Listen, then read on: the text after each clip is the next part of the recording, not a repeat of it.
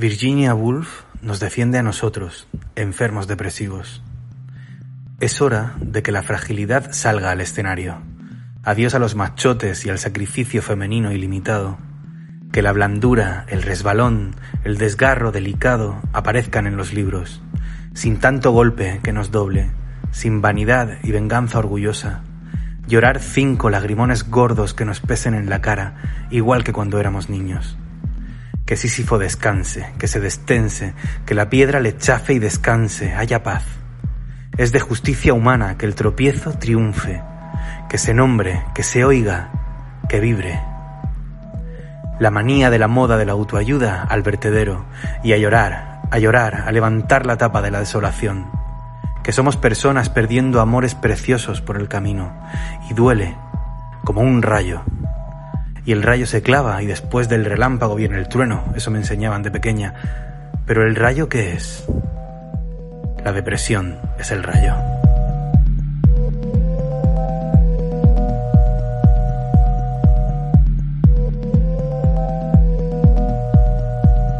Ojos de vela azul, ojos de vela azul, ojos de vela azul.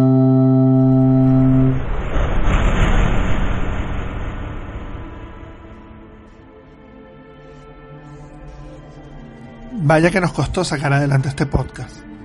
Muchos de nosotros estábamos en la misma línea, nos sentíamos desconectados. Diariamente hablamos de tristeza, de las emociones humanizadas en películas o libros, pero no nos gusta enfrentar realmente la tristeza, verla a la cara, preguntar qué hace en y por nosotras. Este podcast va sobre leer cosas tristes, pero también de refugiarse en otras tristezas ficcionales para no abordar las nuestras. Este podcast también va de lo que calla el silencio. Escuchen más allá de las voces y encontrarán rastros de una estética de la tristeza. Esa música indie que hace al pop triste, de los poemas que habitan en las almas tristes, de los libros tristes y las series tristes con personajes tristes que intentan conectar con nuestro lado triste. Este no es un podcast para estar triste, no, sino para pensar en tristeza. Va de una generación de jóvenes a la que no saben si llamar generación de cristal o generación rota. Va más allá de la palabra generación, tan performática como decía Bauman. Este podcast es simplemente una forma más de sentir. Y pienso en Cristina Peri Rossi cuando dice: exactamente, cansada, harta, agotada, irritada, triste, de todos los lugares de este mundo. Por favor, Fito, te lo pido, en el podcast poned un trocito de Lana del Rey o de Melanie Martínez, porque para mí fueron quienes iniciaron esta romantización de la tristeza ya por 2014-2015.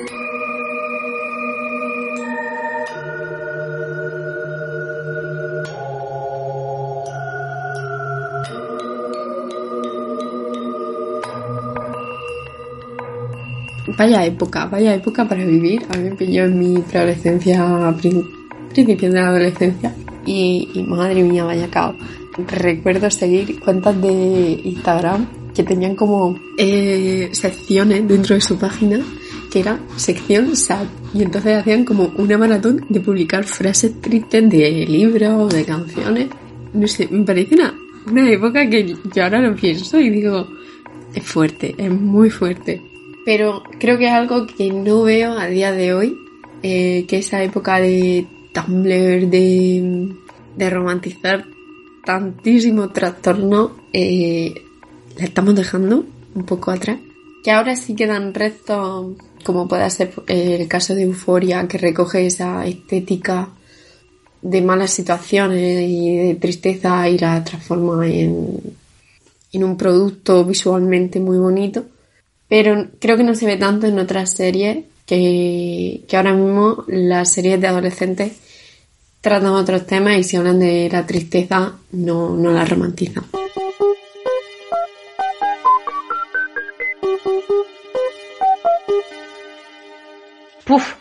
Sí, hay un gran mundo de típico adolescente que está triste, está cansado del mundo y no sabe por qué, y el libro se basa en la historia de su vida hasta que encuentra la felicidad y descubre que es él mismo el que le da su propia felicidad y que no necesita a nadie más, y hay un gran marketing acerca de descubrirte a ti mismo, porque al parecer ahora todo el mundo sabe quién es él mismo a través de un viaje súper espiritual que ha tenido en algún momento de su vida, y todo el mundo lo ha descubierto ya. O está en proceso. Todo el mundo está en proceso ahora mismo de descubrirte. Que puede ser que sea verdad, pero creo que también hay un gran marketing detrás, una gran publicidad que se está creando para que la gente, pues, como siempre, consuma más acerca de esto, como hubo en su momento el boom de LGTBI, como hubo en su momento el boom de, no sé, como hay en cada etapa distintos booms, y ya está, y es una etapa más. Y sí que es verdad que creo que ahora pues se tiene esa estética de que pues los adolescentes en la mayoría de las historias están tristes, tienen un conflicto por el que están tristes o tienen algún problema más bien psicológico, y pues el libro se basa en la trayectoria hasta que terminan con ese proceso o comienzan a sanar.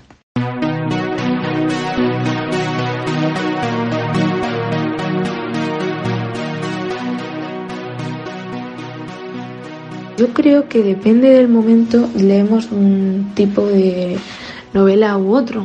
Si nos apetece reírnos o si nos apetece pensar o si nos apetece llorar incluso. En mi caso personal yo sí que me he refugiado más de una vez en la lectura para no pensar en las tristezas de fuera. Y lo contrario, también he buscado y he tenido la necesidad de sentir esa tristeza por pura búsqueda de la musa, por pura búsqueda de inspiración o de otras sensaciones de experimentar a la hora de escribir o algo similar. Yo no estoy en contra del arte como anestesia, por así decirlo. Sí estoy en contra de que todo sea eso, obviamente. Pero no, es algo necesario. Yo también lo he consumido mucho para poder no morir, ¿sabes? y sí, me ha ayudado mucho la cultura, la música, para acompañarte, para hacerte sentir menos solo, o simplemente para hacerte sentir un poco mejor, o para hacerte no sentir o no pensar tanto. El arte, como todo, es otro espiral y siempre se fundamenta en la humanidad, en lo humano.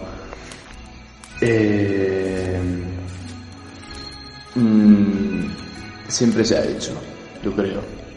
Que no me acuerdo del puto poeta francés este tan trágico, tan tremendista, que estuve leyendo el año pasado, no me acuerdo del nombre. Pero vamos, que ha habido siempre. No es algo de ahora. Lo único que ahora está más como generalizado porque no está solo en los libros de poesía, porque si estuviera solo en los libros de poesía o en las obras de teatro, no se hablaría de eso. Se habla de eso porque está en internet, porque todo el mundo tiene la herramienta de expresión. Porque antes quien conseguía que se leyera lo que escribía era el escritor o el poeta o quien no sé qué tal, pero ahora escribir está muy globalizado, no sé, todo el mundo puede escribir y compartir y que lean lo que siente. Eso es importante.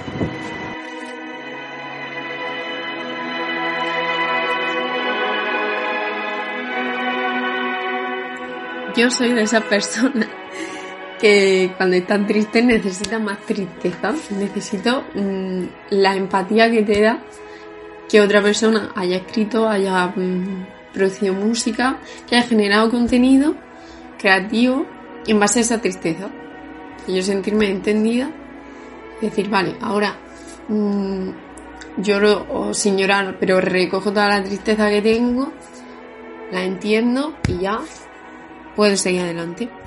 Entonces me encanta, o sea, yo soy de las que se pone música triste, tengo mi playlist para llorar, o no llorar, pero a lo mejor estar triste, escuchando la música. Y mi libro de poesía predilecto para estas situaciones es Anatomía de una bañera, de Julia Pero, que me encanta ese libro, se lo voy a recomendar a todo el mundo que pueda.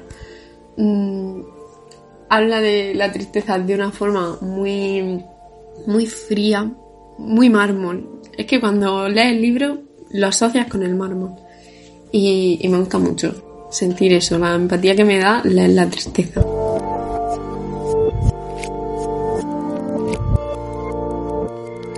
Yo creo que leemos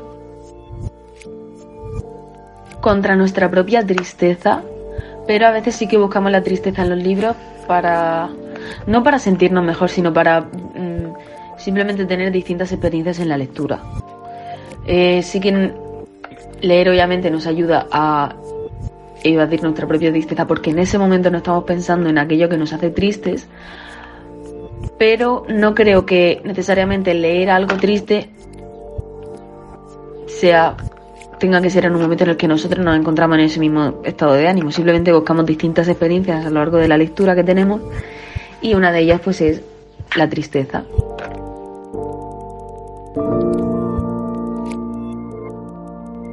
Canta conmigo esta canción triste. Es la canción más triste. Todo es muy triste.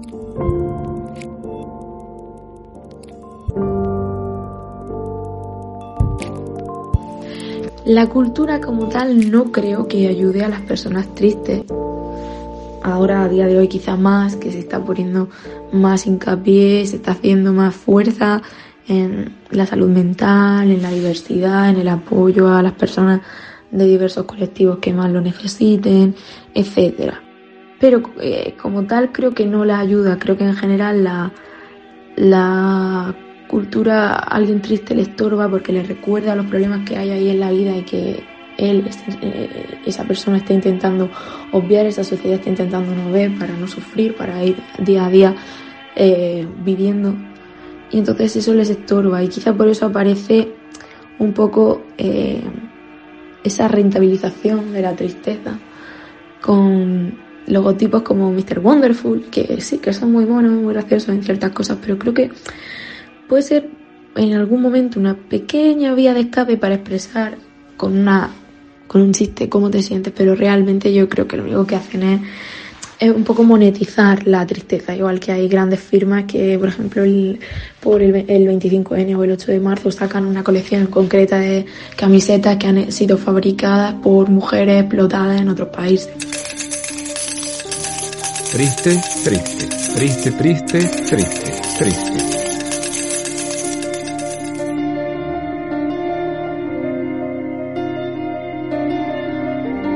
Que me parece bello la capacidad de canalizar un sentimiento tan chungo, ¿no? Llevarlo a algo, pues algo productivo, ¿no? Algo escrito, algo cinematográfico, como sea, y plasmarlo. Sí me parece bello y bonito. También depende de cómo lo haga, evidentemente, pero sí, en general sí. Pero entonces la tristeza no es bella, lo que es bello es la expresión artística de la tristeza. Bueno, yo estar triste no me parece bello. La expresión artística que yo pueda hacer de ello, sí. Es que es importante.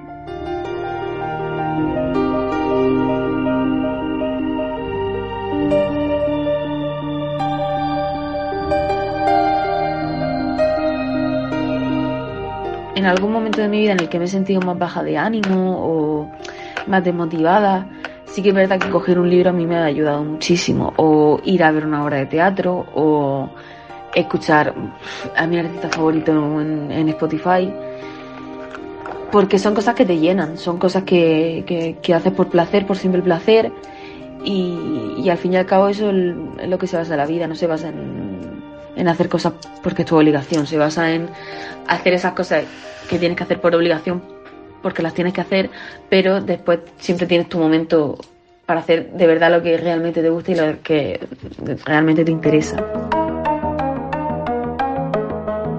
Un poco la saudade de algo parecido a la morriña, ¿no? De lo gallego, algo del estilo.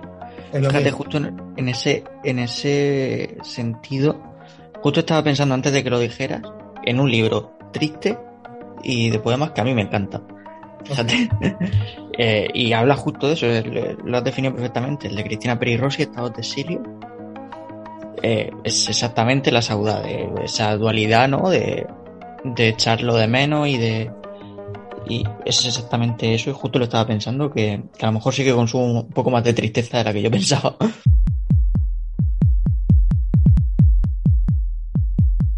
Cada cual que haga lo que quiera con su cabeza. Al fin y al cabo es todo lo que tenemos, cabezas pensantes. La mía ha estallado, y aquí lo cuento sin intención de que sea un texto informativo, ni de autoayuda, e intentando con todas mis fuerzas que haya más literatura que morbo, más literatura que detalles técnicos, más literatura que aquello que no sea literatura, o de forma más esquemática, que mi depresión sea tan literaria como lo ha sido mi vida desde que empecé a leer.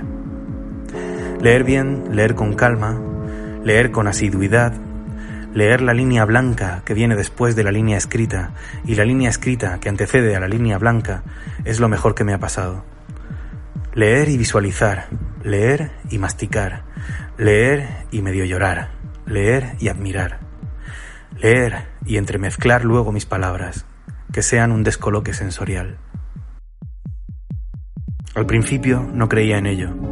No creía en la depresión, ni en el término blue, ni en el TOC, ni en los ataques de pánico. Me resultaban ajenos, los consideraba una tontería pasajera. Me han enseñado de toda la vida que eso es gente que no espabila, no tira pa'lante, o tiene mucho cuento. En fin, que me ha costado, igual que con todo prejuicio, dinamitarlo en mi cabeza. He leído maravillas relacionadas con la caída del cerebro. La fiebre nos obliga a crecer. Crecemos a base de fiebre y más fiebre. Los buenos libros tienen una temperatura alrededor de los 39 grados y medio. Es la que te puede dar con el mal de altura. El cuerpo agoniza. El demasiado vértigo. Es cuando más nos parecemos al demonio, y eso es también la depresión. Nos encontramos, de golpe, incendiados y frágiles. Acabo de leer un fragmento de Fármaco, de Almudena Sánchez. Una generación de cristal, por no llamarle una generación quejica, ¿no? A ver, si existe la generación de cristal, yo creo que sí. Creo que sí, existe una generación de cristal, es evidente que hay una generación que ha tenido que enfrentar ciertos problemas, como lo hacen todas las generaciones. Pero creo que si lo analizamos en un contexto histórico, y no en un contexto histórico muy extenso tampoco, no hace falta irnos muy lejos, eso ya tendría poco sentido porque estaríamos hablando de épocas muy distintas, pero si analizamos los últimos 100 años, creo que la generación esta, ¿no?, que se denomina, o algunos la denominan de cristal, es una generación privilegiada, es una generación que goza aquí, por supuesto, yo hablo siempre de España, de un mundo primermundista. Es una generación en la que los problemas que tiene que enfrentar, que los tiene que enfrentar y que existen, por supuesto, son de un nivel probablemente menos duro que el que han sido otros. Sí, vale, evidentemente ha habido una pandemia, pero ¿cuántas pandemias han tenido que enfrentar otras generaciones, ¿no? Es algo recurrente. Lo raro era lo que había pasado en los últimos 25 años, ¿no? Que no había pasado gran cosa. Entonces yo creo que sí, es una generación afortunada y por tanto se puede considerar una generación de cristal, sí, sin duda.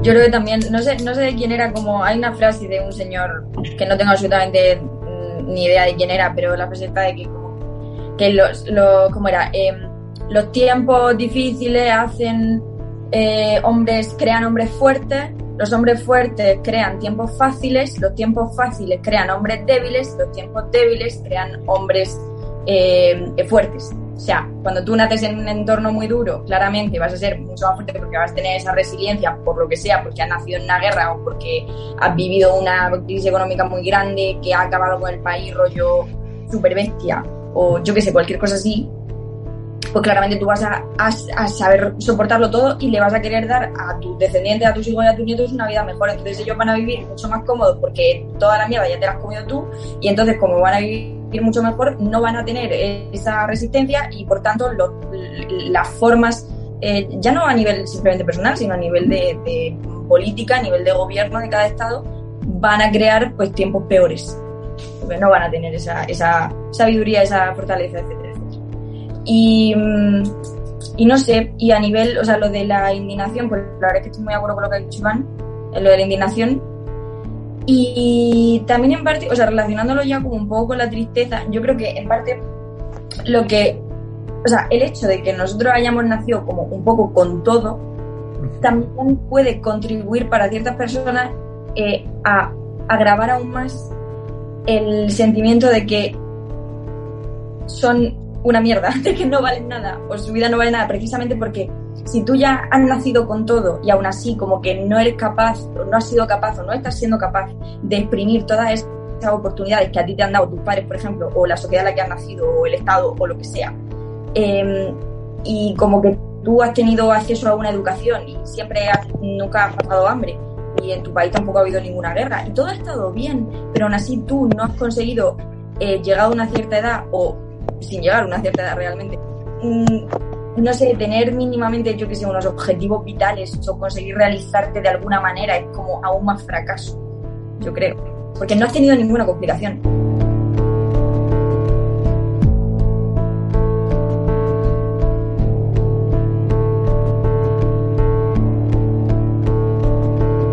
Por relacionarlo con el cristal, o sea, por la fragilidad, que igual somos como muy duros y muy intransigentes en los cambios que queremos llevar a cabo. Y por eso al mismo tiempo somos frágiles, en plan, no entendemos, no queremos entender que la sociedad sea así, ¿por qué? Por ciertas cosas, ¿no? Y entonces cuando no pasa, no lo entendemos y eso como que nos duele y nos hace mierda, en plan, el hecho de no entender que tu abuelo no va a hacer que deje de ser homófobo por las condiciones en las que se ha educado y las condiciones en las que ha crecido. Y eso pues te duele y te puede romper, te puede enfurecer y te puede sentir muy ofendido. No sé, puede ir un poco por ahí, por la dureza o poca empatía que tenemos también nosotros con la otra parte. La diferencia que hay entre nuestras generaciones no ha sido qué tan sensibles somos, sino cómo lo hemos sabido verbalizar, o si acaso se ha verbalizado el conflicto que había con alguna situación. Entonces, lógicamente, afecta mucho los tiempos y los problemas que han pasado no son los mismos problemas a los que se han podido enfrentar la generación de mis abuelos que la generación mía o las generaciones que vienen. Pero al fin y al cabo son problemas que está teniendo esa generación. No creo que haya que comparar si los problemas que hayan tenido mi abuelo han sido más graves y están más justificados o no, que sientan esa sensibilidad y la verbalicen, aunque mi generación lo haga, porque al final son los problemas a los que se están enfrentando. Entonces yo creo que todo el mundo tendría derecho a quejarse de lo que considera que está mal. Y sí que creo que nuestra generación ha hecho un muy buen trabajo en verbalizar y en señalar problemas que han estado mucho tiempo atrás, que a lo mejor la presencia de otros problemas pues no se le podía dar la importancia que se merecían o no había tiempo para trabajar en ellos, y ahora nos toca a nosotros hacerlo.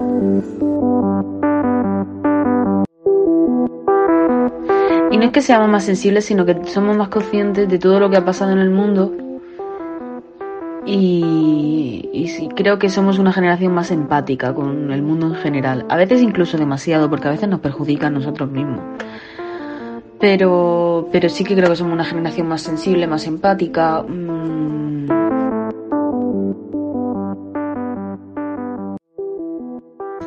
Byung-Chul Han, que es un filósofo, no sé, coreano, clasifica la sociedad del pasado y la sociedad actual como que antes era una sociedad disciplinaria, ¿no? Llama la de antes sociedad disciplinaria y la de ahora sociedad del rendimiento. En la sociedad disciplinaria hay una persona o algo que te obliga a hacer una cosa que tú no quieres hacer, mediante fuerza, mediante violencia, represión, necesidad, no sé cómo decirlo. Y funciona mediante el castigo, mediante tienes que hacer esto, si no lo haces, tal. Si no lo haces, latigazo, ¿no? O sea, por ejemplo, en la escuela. Tienes que hacer esto, si no, reglazo en la mano. O tal, o tu padre te pega una aguantada si suspende un examen, o lo que sea, ¿no? Esa es la sociedad disciplinaria. Y la sociedad de rendimiento, o sea, en la disciplinaria hay un algo que te obliga, que te somete. Por miedo normalmente. En la sociedad de rendimiento, perdón por explicarlo tan mal a todo el mundo que conozca. En la sociedad de rendimiento no hay nada que te obligue, que te someta, sino que eres tú mismo. Por la educación que se ha recibido, por la educación que has recibido, eres tú mismo el que se somete. Entonces, el conflicto que antes era externo de algo que te castigaba, algo que te reprimía, ¿sabes? Se ha convertido en algo interno. Hay un conflicto interno que antes no había. Una autoexigencia que antes no había. Una expectativa generada al tenerlo todo, como que se siente muchas veces como que tienes que conseguir más. O sea, también la sociedad es que el rendimiento, sí. Tienes que conseguir más que a donde han llegado tus padres. Cuando tus padres ya tienen una vida plena, cómoda. Como que nace todo mucho de la exigencia, de una expectativa, de no alcanzar, de no conseguir, de también rechazar eso y al mismo tiempo de sentir el impulso de tener que hacer las cosas y al mismo tiempo tanto rechazo, ¿no? Pero lo deprimente es que eres tú solo, entonces dices, ¿dónde está el problema? La mayoría de veces como que no se encuentra dónde está, ¿sabes?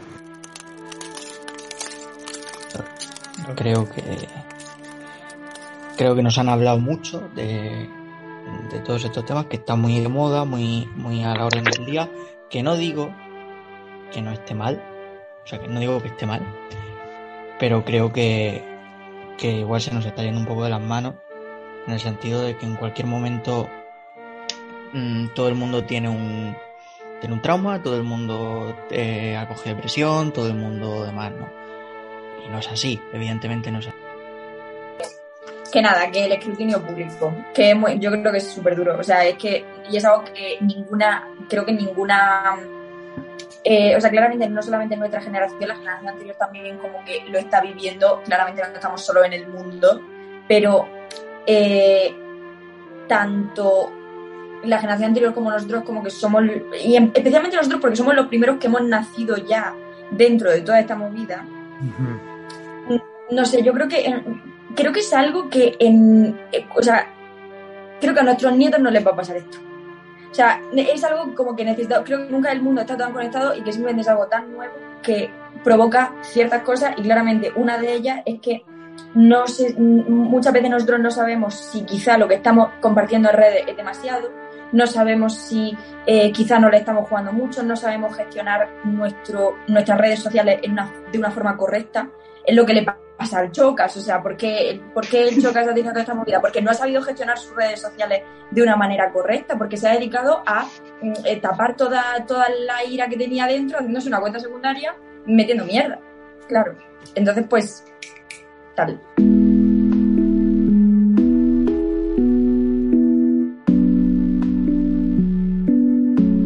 Yo considero que no es que seamos una generación más sensible, sino que cada vez depuramos más, o sea, vamos más al fondo de lo que es la sensibilidad humana, de lo que siempre se ha entendido por esa humanidad, esa parte que no tiene nombre, que no se sabe exactamente qué es, que puede ser el alma, que puede ser lo que sea, pero que es lo que hace que tengamos empatía, que conectemos con otros seres vivos y lo que nos da esas emociones. Yo creo que antiguamente, por las dificultades económicas, sociales, por lo que siempre ha estado preestablecido,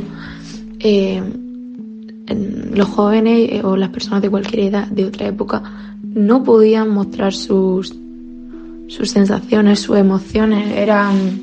Era algo que simplemente no le iba a servir de nada y además le iban a acusar de débil y le iba a poner trabas a la hora de evolucionar laboralmente o socialmente por considerársele débil. Y nunca hay que confundir ser débil con ser sensible.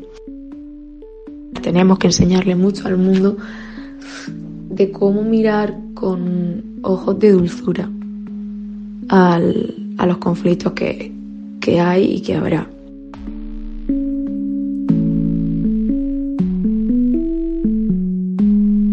Últimamente se habla mucho de esta generación de cristal, de estos jóvenes de hoy en día que tienen la piel muy fina, no se les puede decir de nada, y la verdad es que me hace mucha gracia, porque no sé si son más los que se quejan, la gente joven que se queja de cosas que están pasando, cosas que nos están pasando y que nos afectan y que mostramos y abiertamente y exponemos, o son más aquellos que se quejan de los que nos quejamos. Al final se crea un bucle entre gente quejica y gente que se queja de los quejicas, que empiezan a ser los verdaderos quejicas.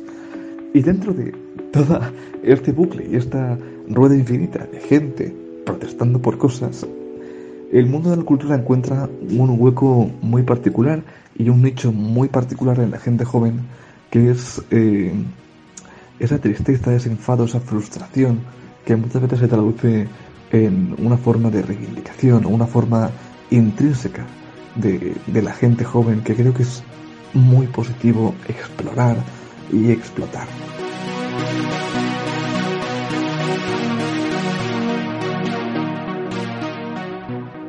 ¿Se rentabiliza la tristeza? Es una duda que tengo cada vez que leo un libro para jóvenes. Incluso cuando hablo con adolescentes es como si la tristeza fuera parte de un idioma personal. Estar sad, que algo sea sad, sentir sad, poner las luces moradas, maquillarse como Ruth, sentir que la vida no tiene sentido, ironizar incluso sobre este estilo de vida. Luego está el hablar de las emociones, escribir sobre ellas, clasificarlas, encajonarlas, humanizarlas. Se habla ahora mucho de salud mental, pero poco de lo difícil que es acceder a ella, aunque esto da para un podcast aparte. Aquí hablamos del encontrarnos con la tristeza, dejar que nos abrace, dejarnos llevar. La tristeza forma parte natural del tránsito de crecer, de ese abandono de nosotros mismos a unos otros inesperados. Quizás encontrarse con esa sensación en un poema de forma imprevista conmueve, sacude y reconforta a veces. Ahora, encontrarse con personajes creados para reafirmar nuestra tristeza ¿nos genera esa misma sensación? Es difícil hablar de esta generación porque en ella habita también la variedad, la diversidad y la individualidad exacerbada. No hay cristales rotos. Tal vez solo es una generación que busca contarse de la mejor manera posible bajo las condiciones de su contexto. Ahora bien, pensar en una generación vulnerable, más expuesta a los conflictos, ¿hace que realmente seamos más empáticos con el otro? Me quedo con esa escena final de la serie animada BoJack Horseman entre Bojack y Diane sobre el techo de la casa en una noche estrellada, justo antes de que suene la canción Mr. Blue de Catherine Fenny. Dice así: Lo siento, eso suena horrible. Sí, pero ¿qué hacer? La vida es una mierda y luego mueres. A veces. A veces la vida es una mierda y sigues viviendo. Sí. Es una noche linda, ¿cierto? Sí, muy linda. Mr. Blue, Mr. Blue, Mr. Blue, Mr. Blue.